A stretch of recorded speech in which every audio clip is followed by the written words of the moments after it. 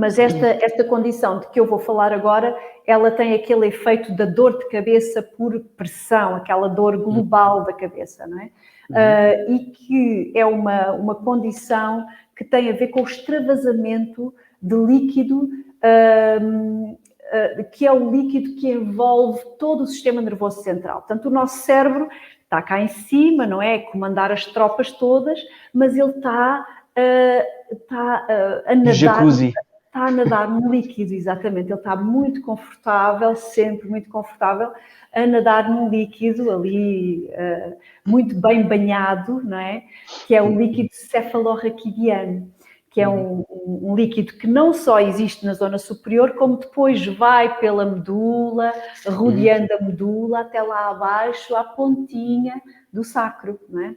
Portanto, todo o nosso sistema nervoso central está rodeado por este líquido, que é um líquido de proteção contra, por exemplo, choques, movimentos, etc. Portanto, é de extrema importância, não só na proteção mecânica, como também na manutenção da tensão ideal, da pressão ideal dentro das nossas estruturas nervosas. Por exemplo, nós temos estruturas, glândulas, por exemplo, dentro do nosso crânio, a hipófise, por exemplo, ela é ligada ao cérebro por um fiozinho, que é um fiozinho que recebe informação do cérebro sobre o que é que a hipófise tem que fazer no dia-a-dia, não é? Porque a hipófise tem as suas funções, não é? O cérebro pode dizer, hipófise, nós precisamos de ajudar a tireoide porque a tireoide está cansada, vamos produzir mais TSH. Não é? Mas se esse fiozinho que liga a hipófise ao cérebro, se a tensão estiver alterada, não é? Pode haver um corte de comunicação entre o cérebro e a hipófise deixa de saber o que é que tem que fazer no dia-a-dia. Não é?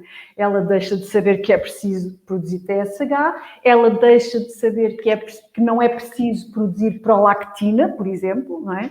E esta condição de extravasamento do líquido que envolve o sistema nervoso central, uma das características que é recorrente nestas pessoas, que afeta uma grande percentagem, são níveis de prolactina mais elevados. Então, que tipo de sintomas é que podem causar esta condição? Sintomas que podem ser evidenciados com esta condição. A dor de cabeça é virtualmente em todos os casos, não é? Portanto, toda a gente que tem este problema tem dor de cabeça, não é? E depois existem outros sintomas, por exemplo, os sininhos, ouvir sininhos dentro dos ouvidos, também sentir tensão, rigidez no pescoço, ter náuseas. As dores de cabeça e as náuseas são sintomas que aumentam quando a pessoa está na posição de pé e aliviam quando a pessoa vai para a posição de deitado, em que há alterações da pressão, não é? A fadiga, não é? Muitas vezes esta condição pode ser diagnosticada como uma fadiga crónica, por exemplo, não é? A pessoa, à medida que o dia passa e a pessoa está de pé a fazer as coisas, ela vai ficando cada vez mais cansada, mas não é aquele cansaço típico e normal, é um cansaço relacionado com a posição de pé, porque se a pessoa se deitar, ela alivia imediatamente. E, por outro lado, pode causar algumas estranhezas neurológicas.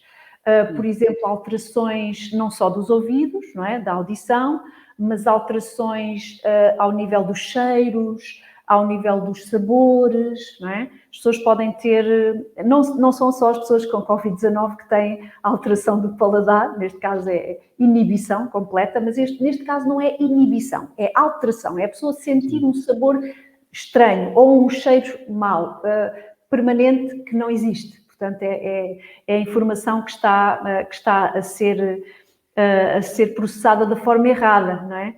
Pronto, então, este abaixamento com a perda de líquido que poderá ser em algum local da coluna, por exemplo, ou até do tronco cerebral, não é? Que é aqui, esta zona aqui atrás, não é? Esta perda, com o passar do tempo, vai fazendo com que o cérebro ganhe espaços que não são propícios, não é? ao seu equilíbrio, não é? Ele perde estabilidade e então a dor de cabeça pode ser um sintoma muito, muito, muito intenso, não é? Eu diria que cerca de até 80% das pessoas que têm perdas de líquido cefalorraquidiano só podem sofrer destes sintomas. Portanto, é um alerta para a população. Porquê? Porque estas coisas poderão ter alguma solução se forem no âmbito da neurocirurgia, não é? Existem procedimentos da neurocirurgia que podem ajudar a tapar os buraquinhos por onde estão a sair as fugas de água, não é? As fugas de líquido, de fluido, ao longo da coluna. É uma espécie de uns pensos que se coloca e que são feitos até com sangue da própria pessoa. Portanto, existem esses procedimentos nos Estados Unidos, eu acredito que aqui também haja. E depois, normalmente, as pessoas que sofrem disso sofrem porque aconteceu algum evento na sua vida que fez com que houvesse um pico ali naquela parte que protege o líquido, que protege o fluido. Essa parte chama-se dura, é uma camada dura, não é? Uma camada de tecido conjuntivo, não é?